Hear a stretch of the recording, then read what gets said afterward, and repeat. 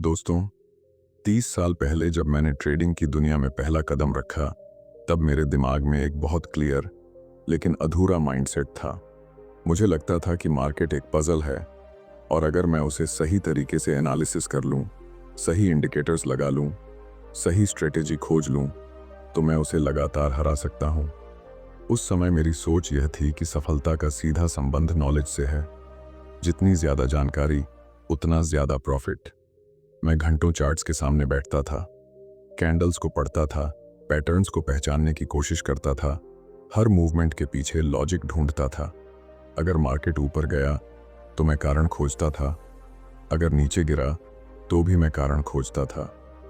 मुझे लगता था कि हर मूवमेंट के पीछे कोई ना कोई सटीक कारण जरूर होगा। लेकिन धीरे धीरे मैंने नोटिस किया कि चाहे मैं कितना भी एनालिसिस कर लूं, आउटकम हमेशा मेरे हिसाब से नहीं आता था। यहीं से मेरे अंदर फ्रस्ट्रेशन शुरू हुआ। मैं सोचता था, क्या मेरी एनालिसिस गलत है? क्या मेरी स्ट्रेटेजी कमज़ोर है? क्या मुझे और ज़्यादा इंडिकेटर्स जोड़ने चाहिए? मैं सिस्टम बदलता था, टाइम फ्रेम बदलता था, एसेट बदलता था, लेकिन एक चीज़ नहीं बदल रहा था, और वह था मेरा माइंडसेट। मुझे बहुत समय लगा यह समझने में कि ट्रेडिंग में सबसे बड़ा इल्यूज़न कंट्रोल का इल्यूज़न है। हम सोचते हैं कि अगर हमने सब कुछ सही कर लिया तो रिजल्ट हमारे कंट्रोल में होगा, लेकिन मार्केट किसी के कंट्रोल में नहीं है। मार्केट न्यूट्रल है। वह न मेरे खिलाफ है, न मेरे पक्ष में। वह सिर्फ मूव करता है। जब भी मैं किसी ट्रेड में एंटर करता था तो मेरे दिमाग में दो ही चीजें चलती थीं, प्रॉफिट कितना होगा और अगर लॉस हुआ तो क्या होगा। यानी मैं एंट्री लेते समय ही आउटकम के साथ इमोशनली अटैच हो जाता था। यह अटैचमेंट ही मेरी सबसे बड़ी कमजोरी थी, क्योंकि जैसे ही प्राइस मेरे खिलाफ थोड़ा सा भी जाता, मेरा फोकस प्लान से हटकर डर पर आ जाता। धीरे धीरे मैंने अपने बिहेवियर को ऑब्जर्व करना शुरू किया। मैंने नोटिस किया कि मैं मार्केट को नहीं, बल्कि अपनी उम्मीदों को ट्रेड कर रहा था। अगर मुझे लगता था कि मार्केट ऊपर जाएगा तो मैं हर छोटे डिप को इग्नोर कर देता था। अगर मुझे लगता था कि नीचे जाएगा तो मैं हर छोटे बाउंस को झूठा मान लेता था। यानी मैं ऑब्जेक्टिव नहीं था, मैं बायस्ड था। यहाँ से एक बहुत महत्वपूर्ण रियलाइजेशन आया। ट्रेडिंग में सबसे ज़रूरी चीज़ सही प्रेडिक्शन नहीं है, बल्कि सही माइंडसेट है। अगर मेरा माइंडसेट स्टेबल नहीं है तो सबसे बेहतरीन स्ट्रेटेजी भी मेरे हाथों में फेल हो जाएगी, क्योंकि स्ट्रेटेजी चार्ट पर चलती है, लेकिन उसे एक्सिक्यूट इंसान करता है, और इंसान इमोशनल होता है। मैंने समझा कि मार्केट में हर ट्रेड एक इंडिपेंडेंट इवेंट है, लेकिन मेरा दिमाग उसे पिछले ट्रेड से जोड़ देता था। अगर मैंने अभी अभी लॉस लिया है तो अगला ट्रेड लेते समय मेरे अंदर हिचकिचाहट होती थी। अगर मैंने लगातार 2 या 3 प्रॉफिट लिए हैं तो मेरे अंदर ओवर कॉन्फिडेंस आ जाता था। यानी मैं डेटा के आधार पर नहीं, अपनी हाल की फीलिंग के आधार पर डिसीजन ले रहा था। सेल्फ कॉन्फिडेंस और ओवर कॉन्फिडेंस के बीच का अंतर मुझे ट्रेडिंग ने सिखाया। सेल्फ कॉन्फिडेंस डिसिप्लिन से आता है, प्रोसेस फॉलो करने से आता है, लेकिन ओवर कॉन्फिडेंस रिजल्ट से आता है, और रिजल्ट कभी भी कंसिस्टेंट नहीं होते। अगर मेरा सेल्फ कॉन्फिडेंस रिजल्ट पर आधारित है तो एक बड़ा लॉस उसे तोड़ देगा। मैंने खुद से एक सवाल पूछा, क्या मैं हर ट्रेड में सही होना चाहता हूं, या मैं लंबे समय में प्रॉफिटेबल होना चाहता हूं? यह दोनों अलग बातें हैं। हर ट्रेड में सही होना ईगो का खेल है, लेकिन लंबे समय में प्रॉफिटेबल होना प्रोबेबिलिटी का खेल है। जब तक मैं हर ट्रेड को अपनी काबिलियत का टेस्ट समझता रहा, तब तक हर लॉस मुझे पर्सनल अटैक जैसा लगता रहा। लेकिन जब मैंने इसे एक बिजनेस की तरह देखना शुरू किया, तब चीजें बदलने लगीं। एक बिजनेस में हर दिन प्रॉफिट नहीं होता, लेकिन अगर मॉडल सही है और रिस्क मैनेजमेंट सही है तो लंबे समय में ग्रोथ होती है। ट्रेडिंग ने मुझे यह सिखाया कि मार्केट से पहले मुझे अपने बिलीफ सिस्टम को समझना होगा। मैं मार्केट के बारे में क्या मानता हूँ? क्या मैं मानता हूँ कि मैं उसे कंट्रोल कर सकता हूँ? क्या मैं मानता हूँ कि मैं हर मूवमेंट को समझ सकता हूँ? या मैं यह एक्सेप्ट करता हूँ कि अनसर्टेनिटी इस गेम का हिस्सा है? जैसे ही मैंने अनसर्टेनिटी को एक्सेप्ट करना शुरू किया, मेरे अंदर का रेजिस्टेंस कम होने लगा। अब हर मूवमेंट मुझे चौंकाता नहीं था। मैं यह समझने लगा कि मेरा काम भविष्य को प्रेडिक्ट करना नहीं है, बल्कि एक एज के साथ डिसिप्लिन्ड तरीके से पार्टिसिपेट करना है। और यहीं से मेरी असली जर्नी शुरू हुई। चार्ट्स वही थे, इंडिकेटर्स वही थे, मार्केट वही था, लेकिन मैं बदलने लगा था। मेरा फोकस प्रेडिक्शन से हटकर प्रिपरेशन पर आने लगा, आउटकम से हटकर प्रोसेस पर आने लगा।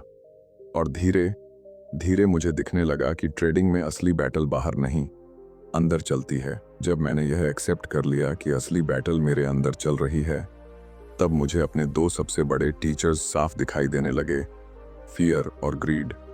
पहले मैं इन्हें दुश्मन समझता था, लेकिन धीरे धीरे मुझे समझ आया कि यही इमोशंस मुझे मेरे माइंडसेट का आईना दिखा रहे हैं। फियर बहुत सूक्ष्म तरीके से काम करता है।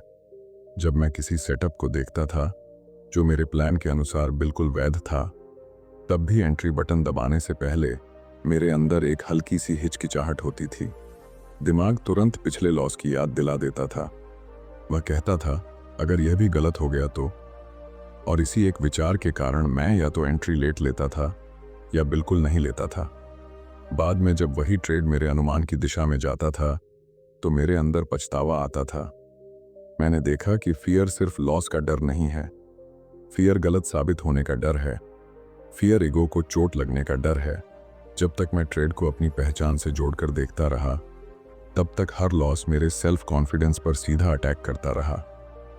दूसरी तरफ ग्रीड है, जो और भी खतरनाक है, क्योंकि वह अक्सर सही महसूस होता है। जब लगातार कुछ ट्रेड मेरे पक्ष में गए, तो मेरे अंदर एक अलग तरह की ऊर्जा आ जाती थी। मुझे लगता था कि अब मैं मार्केट की भाषा समझ गया हूं। मैं पोजीशन साइज बढ़ा देता था, अपने रिस्क मैनेजमेंट के नियमों को थोड़ा ढीला कर देता था। दिमाग कहता था, इस बार ज्यादा कमाओ, मौका हाथ से मत जाने दो। लेकिन मार्केट को मेरे आत्मविश्वास से कोई फर्क नहीं पड़ता। जैसे ही मैंने ओवर कॉन्फिडेंस में नियम तोड़े, एक बड़ा रिवर्सल आता था और कुछ ही मिनटों में कई दिनों का प्रॉफिट मिट जाता था। उस समय मुझे समझ आया कि ग्रीड प्रॉफिट की इच्छा नहीं है, ग्रीड कंट्रोल का भ्रम है। फियर मुझे ट्रेड से दूर करता था, ग्रीड मुझे जरूरत से ज्यादा अंदर ले जाता था। दोनों ही स्थिति में मैं अपने प्लान से दूर जा रहा था। और मैंने महसूस किया कि समस्या इमोशन में नहीं है, समस्या मेरी अनअवेयरनेस में है। अगर मैं यह नहीं पहचानता कि इस समय मेरा डिसीजन फियर से आ रहा है या लॉजिक से, तो मैं खुद को धोखा दे रहा हूं। मैंने एक एक्सरसाइज शुरू की। हर ट्रेड से पहले मैं खुद से पूछता था, क्या मैं यह ट्रेड इसलिए ले रहा हूं क्योंकि मेरा सेटअप क्लियर, या इसलिए क्योंकि मैं पिछला लॉस रिकवर करना चाहता हूं? क्या मैं यह ट्रेड इसलिए छोड़ रहा हूं क्योंकि सेटअप इनवैलिड है, या इसलिए क्योंकि मैं डर रहा हूं? धीरे धीरे मुझे यह समझ आया कि इमोशनल कंट्रोल का मतलब इमोशन को खत्म करना नहीं है। फियर और ग्रीड हमेशा रहेंगे, लेकिन जब मैं उन्हें पहचान लेता हूं, तो उनका प्रभाव कम हो जाता है। जैसे ही मैं कहता हूं, अभी मेरे अंदर फियर है, उसी क्षण मैं उससे थोड़ा अलग हो जाता हूं। ट्रेडिंग में स्टेबल माइंडसेट का मतलब है कि मेरा बिहेवियर प्रेडिक्टेबल हो, भले ही मार्केट अनप्रेडिक्टेबल हो। अगर मेरा रिस्क पहले से डिफाइंड है, अगर मेरी एंट्री और एग्जिट क्लियर हैं, तो फियर के लिए बहुत कम जगह बचती है। और अगर मैं हर जीत को अस्थायी मानता हूं, तो ग्रीड के लिए भी कम जगह बचती है। मैंने यह भी समझा कि हर ट्रेड को इंडिपेंडेंट इवेंट की तरह देखना सिर्फ एक थ्योरी नहीं है, यह एक प्रैक्टिकल डिसिप्लिन है। अगर मैं पिछले रिजल्ट को अगले डिसीजन में लेकर आता हूं, तो मैं प्रोबेबिलिटी के खिलाफ काम कर रहा हूं। फियर और ग्रीड दोनों मुझे अतीत या भविष्य में ले जाते हैं, जबकि ट्रेडिंग हमेशा वर्तमान में होती है। जब मैंने फोकस को आउटकम से हटाकर एक्सिक्यूशन पर रखा, तब मेरे इमोशंस की तीव्रता कम होने लगी। अब मेरा लक्ष्य सही होना नहीं था, बल्कि कंसिस्टेंट होना था। और जैसे ही यह बदलाव आया, मैंने महसूस किया कि मार्केट वही है, लेकिन मेरा रिस्पॉन्स बदल रहा है। यही असली ट्रांसफॉर्मेशन की शुरुआत थी। जब मेरा फोकस सही होने से हटकर कंसिस्टेंट होने पर आया, तब मुझे एक और गहरी सच्चाई समझ में आने लगी, और वह थी प्रोबेबिलिटी की पावर। पहले मैं हर ट्रेड को एक प्रेडिक्शन की तरह लेता था। अगर मेरा एनालिसिस सही निकला, तो मैं खुद को स्मार्ट मानता था। अगर गलत निकला, तो मैं खुद को दोष देता था। लेकिन इस सोच में एक बड़ी गलती थी। मैं हर ट्रेड को फाइनल जजमेंट बना देता था। धीरे धीरे मैंने यह समझा कि ट्रेडिंग कोई सर्टेनिटी का गेम नहीं है, यह अनसर्टेनिटी के भीतर एज खोजने का गेम है। प्रोबेबिलिटी का मतलब यह नहीं है कि अगला ट्रेड जरूर जीतेगा। प्रोबेबिलिटी का मतलब है कि अगर मैं एक वैलिड एज को बार बार डिसिप्लिन के साथ एक्सिक्यूट करूं, तो लंबे समय में रिजल्ट मेरे पक्ष में झुकेंगे। पहले मैं मार्केट में कंट्रोल ढूंढता था। मुझे लगता था कि अगर मैंने ज्यादा डेटा देख लिया, ज्यादा बैक टेस्टिंग कर ली, तो मैं आउटकम को कंट्रोल कर पाऊंगा। लेकिन जितना ज्यादा मैं कंट्रोल चाहता था, उतना ही ज्यादा मैं इमोशनली इन्वॉल्व हो जाता था, क्योंकि कंट्रोल का इल्यूजन टूटते ही निराशा आती थी। मैंने खुद से कहा, अगर मार्केट अनप्रेडिक्टेबल है तो मुझे प्रेडिक्टेबल बनना होगा। मेरा प्रोसेस प्रेडिक्टेबल होना चाहिए, मेरा रिस्क प्रेडिक्टेबल होना चाहिए, मेरी पोजीशन साइज प्रेडिक्टेबल होनी चाहिए। यही प्रोफेशनल माइंडसेट है। जब मैंने हर ट्रेड को इंडिपेंडेंट इवेंट की तरह देखना शुरू किया, तब बहुत बड़ा बदलाव आया। अगर 5 ट्रेड लगातार लॉस में जाते हैं, तो इसका मतलब यह नहीं कि मेरा सिस्टम खराब हो गया। और अगर 5 ट्रेड लगातार प्रॉफिट में जाते हैं, तो इसका मतलब यह नहीं कि मैं इनविंसिबल हूं। हर ट्रेड अपने आप में अलग है। यह समझना आसान लगता है, लेकिन इसे इमोशनली एक्सेप्ट करना कठिन है, क्योंकि हमारा दिमाग पैटर्न खोजता है, कंटिन्यूटी खोजता है। अगर अभी हार हुई है तो दिमाग कहता है अगला भी हार सकता है। अगर अभी जीत हुई है तो दिमाग कहता है अगला भी जीत सकता है। लेकिन मार्केट को हमारे हाल के रिजल्ट से कोई फर्क नहीं पड़ता। मैंने प्रोबेबिलिटी को सिर्फ थ्योरी की तरह नहीं, बल्कि ऑपरेटिंग प्रिंसिपल की तरह अपनाया। इसका मतलब यह था कि मेरा काम सिर्फ अपना एज पहचानना और उसे कंसिस्टेंट तरीके से एग्जीक्यूट करना है। आउटकम को स्वीकार करना है, चाहे वह प्रॉफिट हो या लॉस।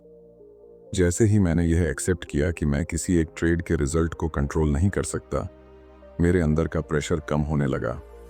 अब मुझे हर ट्रेड में खुद को साबित नहीं करना था, मुझे सिर्फ अपने नियमों का पालन करना था। यह बदलाव छोटा लगता है, लेकिन यही प्रोफेशनल और अमेच्योर के बीच का अंतर है। प्रोबेबिलिटी के माइंडसेट का मतलब है कि मैं लॉस से डरूं नहीं और प्रॉफिट से बहकूं नहीं।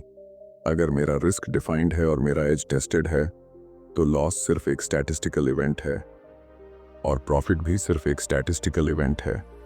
यहीं पर मेरा ट्रेडिंग से रिश्ता बदलने लगा। पहले मैं मार्केट से लड़ रहा था, अब मैं मार्केट के साथ काम कर रहा था।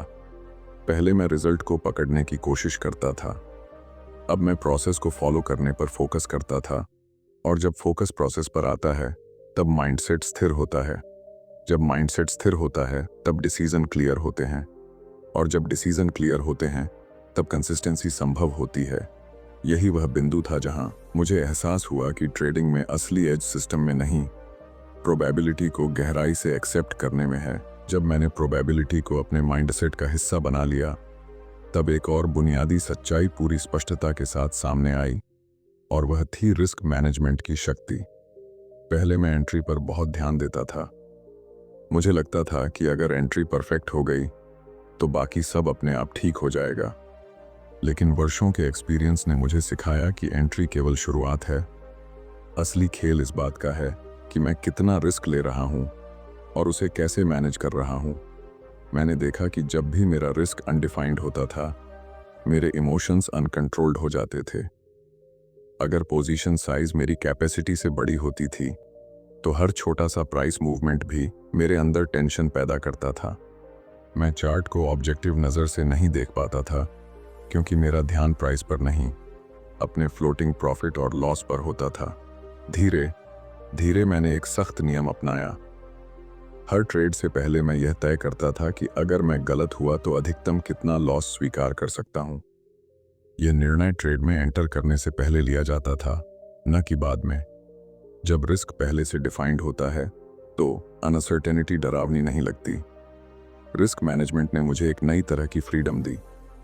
अब मैं यह जानता था कि एक ट्रेड मेरा अकाउंट खत्म नहीं कर सकता। एक सीरीज ऑफ लॉस भी मुझे गेम से बाहर नहीं करेगी।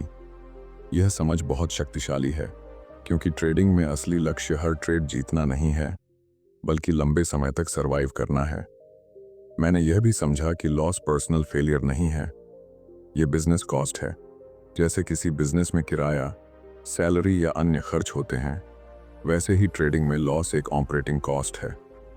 अगर मैं हर लॉस को अपनी काबिलियत का जजमेंट बनाता हूँ तो मैं इमोशनली अस्थिर हो जाऊंगा, लेकिन अगर मैं उसे एक स्टैटिस्टिकल इवेंट की तरह स्वीकार करता हूँ तो मेरा माइंडसेट स्थिर रहेगा। रिस्क मैनेजमेंट सिर्फ कैपिटल की सुरक्षा नहीं है, यह साइकोलॉजिकल प्रोटेक्शन भी है। जब मेरा रिस्क छोटा और कंट्रोल्ड होता है तो मैं अपने प्लान पर टिक सकता हूँ। मैं मार्केट को ऑब्जेक्टिवली देख सकता हूँ। मैं ग्रीड में पोजीशन नहीं बढ़ाता और फियर में जल्दी एग्जिट नहीं करता। यही मुझे यह एहसास हुआ कि प्रोफेशनल ट्रेडिंग का आधार स्ट्रेटेजी नहीं बल्कि डिसिप्लिन्ड रिस्क मैनेजमेंट है।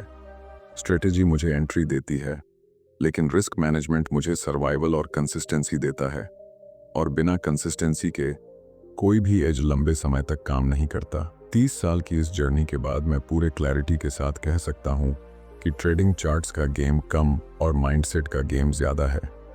शुरुआत में मुझे लगता था कि मास्टरी का मतलब है ऐसा सिस्टम ढूंढ लेना जो कम से कम लॉस दे और ज़्यादा से ज़्यादा प्रॉफिट दे, लेकिन समय ने मुझे सिखाया कि मास्टरी का मतलब है खुद पर मास्टरी। जब मेरा माइंडसेट न्यूट्रल हुआ तभी मैं मार्केट को न्यूट्रल देख पाया। पहले हर कैंडल मेरे लिए उम्मीद या डर का संकेत होती थी, अब हर कैंडल सिर्फ डेटा है। पहले मैं प्राइस मूवमेंट को पर्सनल लेता था, अब मैं उसे इंफॉर्मेशन की तरह देखता हूँ। यही बदलाव ट्रेडिंग को स्ट्रेसफुल एक्टिविटी से एक डिसिप्लिन्ड प्रोफेशन में बदल देता है। मास्टरी का मतलब यह नहीं कि अब मुझे लॉस नहीं होता, लॉस आज भी होता है। फर्क सिर्फ इतना है कि अब लॉस मेरे इमोशनल स्टेट को डिस्टर्ब नहीं करता, क्योंकि मैं जानता हूं कि अगर मेरा प्रोसेस सही है, मेरा रिस्क डिफाइंड है और मैं प्रोबेबिलिटी के साथ काम कर रहा हूं, तो एक ट्रेड या एक हफ्ता मेरे करियर को डिफाइन नहीं करता। ट्रेडिंग एक इनर जर्नी है। यह आपको आपके बिलीफ सिस्टम से मिलवाती है। यह दिखाती है कि आप अनसर्टेनिटी को कितना एक्सेप्ट कर सकते हैं। यह दिखाती है कि आपका सेल्फ कॉन्फिडेंस रिजल्ट पर आधारित है या डिसिप्लिन पर। अगर आपका फोकस जल्दी पैसा कमाने पर है तो मार्केट आपको सबक सिखाएगा, लेकिन अगर आपका फोकस खुद को बेहतर बनाने पर है तो मार्केट आपको अवसर देगा। मैंने यह सीखा कि कंसिस्टेंसी बाहर से नहीं आती, वह अंदर बनती है। जब आपका माइंडसेट स्टेबल होता है तो आपके डिसीजन स्टेबल होते हैं। जब आपके डिसीजन स्टेबल होते हैं तो आपके रिजल्ट धीरे धीरे स्टेबल होने लगते हैं। यह कोई शॉर्टकट का रास्ता नहीं है, यह अवेयरनेस, डिसिप्लिन और कंटिन्यूअस सेल्फ ऑब्जर्वेशन का रास्ता है। अगर आप ट्रेडिंग में लंबे समय तक रहना चाहते हैं तो खुद से ईमानदार बनिए। अपने फियर को पहचानिए, अपने ग्रीड को पहचानिए, अपने रिस्क को डिफाइन कीजिए और प्रोसेस पर कमिटेड रहिए। हर दिन खुद से पूछिए, क्या मैं आज सही माइंडसेट के साथ ट्रेड कर रहा हूं? अगर आपको यह समझ उपयोगी लगी तो इस वीडियो को लाइक कीजिए, चैनल को सब्सक्राइब कीजिए और कमेंट में ज़रूर लिखिए कि ट्रेडिंग में आपका सबसे बड़ा साइकोलॉजिकल चैलेंज क्या है, क्योंकि बातचीत से क्लैरिटी आती है और क्लैरिटी से कंसिस्टेंसी। याद रखिए, मार्केट को बदलने की कोशिश मत कीजिए, खुद को बेहतर बनाइए। जब आप अपने माइंडसेट पर काम करते हैं तो ट्रेडिंग सिर्फ पैसा कमाने का माध्यम नहीं रहती, वह एक पर्सनल ट्रांसफॉर्मेशन की प्रक्रिया बन जाती है, और यही असली सफलता है।